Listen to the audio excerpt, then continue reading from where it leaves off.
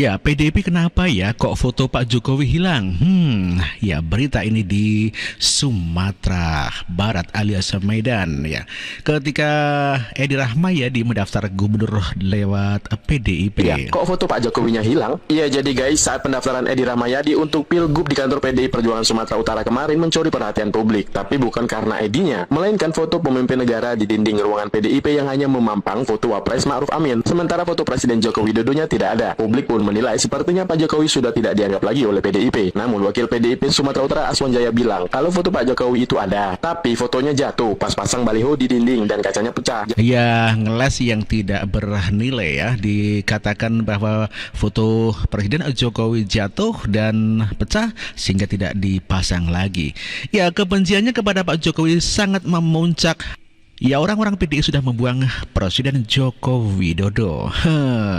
Padahal masih presiden, tetapi fotonya tidak ada. Kita lihat di sini memang tidak ada foto Presiden Joko Widodo, hanya yang ada adalah Haji Ma'ruf Amin sebagai wakil presiden ya. Dengan membuang Presiden Jokowi, PDIP maka akan semakin hancur dan berantakan di pilkada serentak di seluruh Indonesia. Karena Projo tidak akan tinggal diam. Padahal keberhasilan Presiden Jokowi sangat luar biasa, diakui oleh politisi senior dari Golkar dan juga menteri berturut-turut. Ya, di era Jokowi Indonesia maju hanya kadrun dan pasukan pembenci Jokowi yang tidak mengakuinya. Ya, kita dengarkan tokoh ini. Sekarang Pak Jokowi mencapai keberhasilan yang luar biasa. Harga minyak satu harga seluruh Indonesia. Iya. Berani membubarkan Petral yang tidak bisa dilakukan oleh presiden sebelumnya. Berani melarang hadirnya HTI, FPI, sesuatu yang juga tidak gampang dilakukan pada era sebelumnya. Mensyaratkan tambang-tambang harus smelter di sini. Menguasai blok Rokan, blok Mahakam yang tadi tidak bisa dilakukan oleh yang lain. Modernisasi alutsista TNI yang luar biasa sekarang ini dengan sekaligus memberdayakan industri dalam negeri. Sampai senjata serbu dari produksi Pindad itu tidak kalah dari produksi Eropa maupun Amerika. Jadi dalam kondisi begitu, orang sedikit-sedikit nanya ke Pak Jokowi, menurut saya wajar. Bukan karena mengkultuskan dia, buktinya dia tidak mau maju lagi. Ya, ini adalah Siswono Yudo Husodo, menteri di era Orde Baru di bawah kepemimpinan Presiden Jokowi, sangat mengakui prestasi Presiden Jokowi ya, walaupun keberhasilan Orde Baru juga luar biasa, namun demikian Orde Baru masih kalah dengan Presiden Jokowi karena dia mengatakan bahwa belum pernah ada pemerintah sebelumnya yang seberani Presiden Joko Widodo. Ya, Siswono Yudo Husodo adalah merupakan menteri di era Presiden Joko Widodo. Dia dulu adalah pernah menjadi Menteri Transmigrasi. Pengakuan Presiden Jokowi juga diakui oleh politisi PDIP Marwarar Sirait, dan karena memang di PDIP tidak diakui, maka Marwarar Sirait akhirnya bergabung ke Gerindra. Ya. Pak Jokowi tidak bisa takut-takuti dan tidak bisa dibeli. Kita punya presiden hebat yang tidak bisa ditekan dan tidak bisa dibeli. WTO itu adalah organisasi perdagangan dunia yang harusnya mengizinkan negara yang kelas menengah seperti Indonesia menjadi negara maju dan industri, bukan terus-terusan di kelas menengah. Kenapa dia takut? Dia takut Indonesia kalau sampai menjadi negara industri akan menjadi saingan berat. Dia tidak mau kita punya uang banyak untuk membangun negara kita. Dia mau kita hanya mengekspor mentah. Ini yang kita hadapi. Jangan berpikir ya dari Bapak. Itulah Marwarar Sirait yang begitu sangat suka sekali terhadap kepemimpinan Pak Jokowi, di mana prestasinya sungguh luar biasa, dan Pak Jokowi sudah dikatakan memang secara pengalaman tidak pernah takut untuk digertak-gertak oleh warga sendiri, apalagi dengan negara lain. Luar biasa Presiden Joko Widodo. Partai Nasdem juga tidak rela apabila PDIP menyalahkan Presiden Jokowi. Ya, kita dengarkan sama-sama. Jadi jangan juga PDIP mau ngomong bahwa yang salah itu semua Jokowi. Enggak, kita semua salah. Saya sebagai orang partai politik, saya sebagai salah satu pimpinan di Nasdem, saya bilang partai politik yang paling salah. Yang mengendorse si Samsul siapa? Partai politik. Lah, yang ngendorse Samsul itu kan partai politik. Bapaknya senang-senang aja di endorse. Terus Pak PDIP misalnya bilang Jokowi pengkhianat, mengkhianati PDIP. Lah kalau memang mau membenahi election ini, nggak perlu dong ribut-ribut. Jokowi nggak lagi bersama dengan PDIP, nggak perlu. Cuek aja, PDIP juga bisa kok.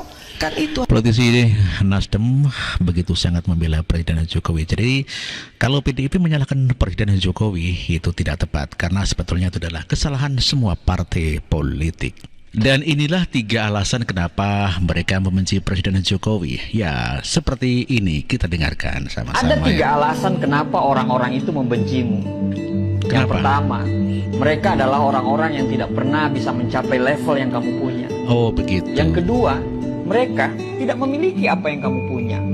Dan yang ketiga, mereka coba meniru kamu, tapi mereka tidak mampu melakukan itu. Tak mampu ya. Jika digosipkan, berarti kamu populer dong.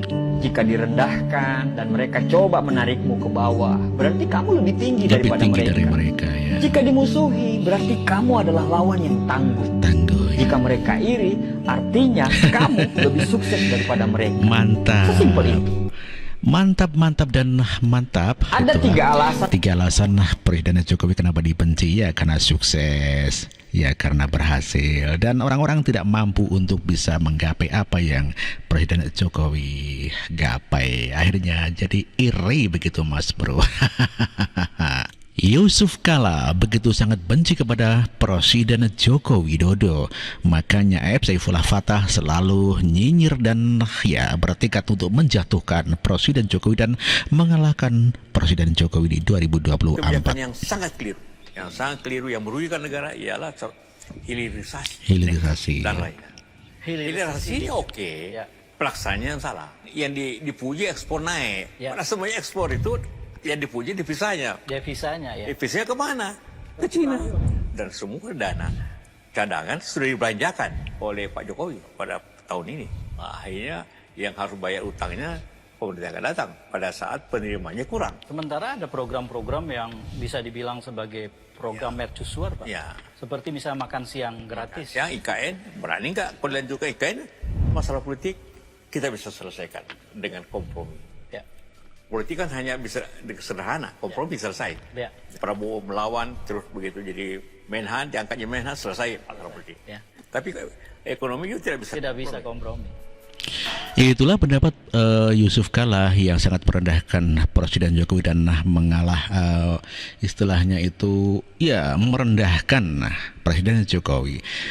Walaupun Presiden Jokowi penuh dengan prestasi, namun demikian di mata Yusuf Kala dan Saifullah Fatah, Pak Jokowi adalah tidak ada apa-apanya.